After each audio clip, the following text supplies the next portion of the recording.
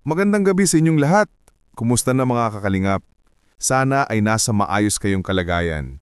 Ingat tayong lahat ha. Safety first bago lahat.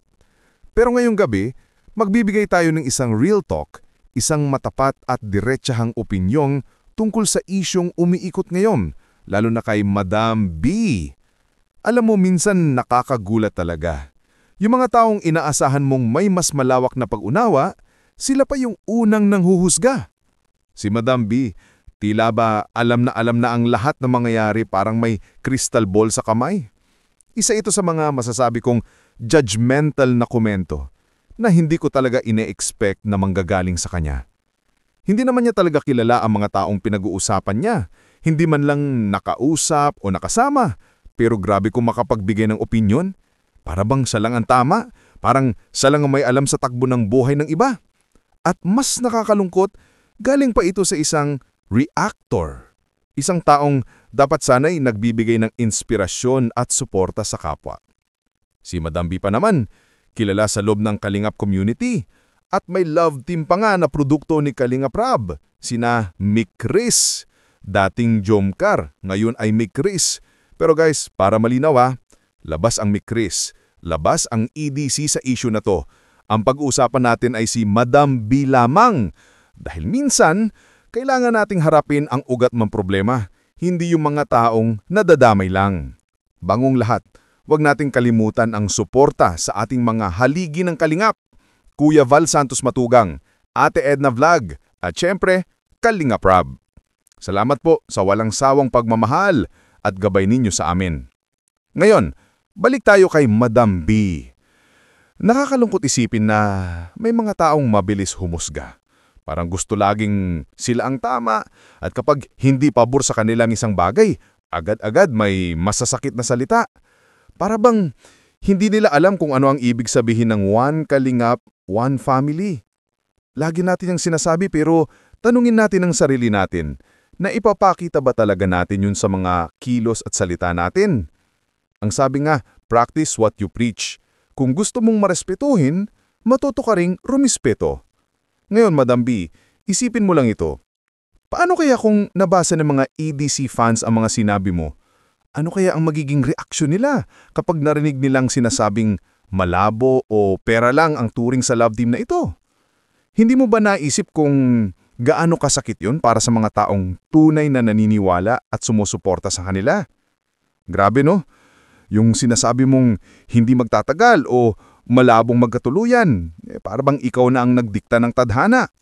Kung totoo ngang mahal ni Kalingap Idol si Vians at kitang-kita naman natin ang effort, respeto at pagprotekta niya sa kanya, sino tayo para husgahan yon? Hindi ba dapat masaya tayo kapag may pagmamahalang nabubuo? At kung ganda lang ang pag-uusapan, walang duda, ilalaban ni Vians yan. Pero syempre, hindi lang naman sa ganda umiikot ang pag-ibig. Ang totoong pagmamahal, nararamdaman yan sa puso, hindi sa pisikal na anyo, hindi sa pera, hindi sa sinasabi ng iba. Kaya sa mga judgmental na tulad ni Madam B, sana maisip nyo, bago magsalita, bago maglabas ng opinyon, isipin nyo muna ang magiging epekto sa iba. Dahil minsan, ang mga salitang binibitawan natin, mas matalim pa sa kutsilyo. At para sa mga EDC fans, kalma lang tayo. Huwag nating gayahin ang mga ganitong asal. Hindi natin kailangang bumaba sa level ng mga taong marunong lang manira, pero kulang sa respeto. Let's stay classy, positive, and supportive. Kasi alam nyo, hindi ikaka-proud ni Kalingap Idol o ni Vians kung pati tayo ay magpapadala sa galit. Ang maganda, ipakita natin sa kanila na marunong tayong umunawa. Hindi natin kailangang manira para lang ipagtanggol ang mahal natin. Kasi sa huli, respect begets respect. At sa totoo lang, makikita mo talaga sa kilos at galaw ni Kalingap Idol kung gaano na pinahahalagan si Vians. Yung effort, care at pagmamahal na ipinapakita niya araw-araw, sapat na yun para patunayan na this EDC love is real. Hindi ito scripted, hindi ito pang-content lang, kundi isang relasyon na may respeto, tiwala at tunay na damdamin. Kaya sana bago tayo magbitaw ng salita, isipin muna natin kung makakabuti ba ito o makakasira. Tandaan, mas maganda pa rin na tayo ay mag-isa, magtulungan at mahalan dahil yan naman talaga ang diwa ng pagiging kalingap. So once again mga kakalingap, spread love not hate, suportahan natin ang bawat isa, hindi lang kapag sikat o trending, kundi dahil naniniwala tayo sa kabutihan ng bawat isa. One kalingap, one family, at syempre, respeto muna bago salita. Sa kanya. Hindi naman niya talaga kilala ang mga taong pinag-uusapan niya. Hindi man lang nakausap o nakasama. Pero grabe kung makapagbigay ng opinyon. Para bang siya lang ang tama. Parang siya lang ang may alam sa takbo ng buhay ng iba. At mas nakakalungkot, galing pa ito sa isang reactor. Isang taong dapat sana'y nagbibigay ng inspirasyon at suporta sa kapwa. Si Madam B pa naman, kilala sa loob ng Kalingap community. At may love team pa nga na produkto ni Kalingap Rab, sina Mick Chris. Dating Jomcar, ngayon ay Mick Chris. Pero guys, para malinaw labas ang Mick Chris, labas ang EDC sa issue na to. Ang pag-uusapan natin ay si Madam B lamang. Dahil minsan, kailangan nating harapin ang ugat ng problema, hindi yung mga taong nadadamay lang.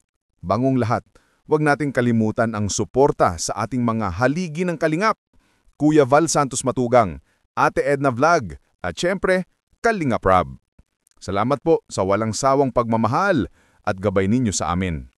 Ngayon, balik tayo kay Madam B. Nakakalungkot isipin na may mga taong mabilis humusga. Parang gusto laging sila ang tama at kapag hindi pabor sa kanilang isang bagay, agad-agad may masasakit na salita. Para bang hindi nila alam kung ano ang ibig sabihin ng one kalingap, one family. Lagi natin yung sinasabi pero tanungin natin ang sarili natin na ipapakita ba talaga natin yun sa mga kilos at salita natin? Ang sabi nga, practice what you preach. Kung gusto mong marespetuhin, matuto ka ring rumispeto. Ngayon, Madam B, isipin mo lang ito. Paano kaya kung nabasa ng mga EDC fans ang mga sinabi mo? Ano kaya ang magiging reaksyon nila kapag narinig nilang sinasabing malabo o pera lang ang turing sa love team na ito? Hindi mo ba naisip kung gaano kasakit yun para sa mga taong tunay na naniniwala at sumusuporta sa kanila? Grabe no? Yung sinasabi mong hindi magtatagal o malabong magkatuluyan, para bang ikaw na ang nagdikta ng tadhana. Kung totoo ngang mahal ni Kalingap Idol si Vians at kitang-kita naman natin ang effort, respeto at pagprotekta niya sa kanya, sino tayo para husgahan yon?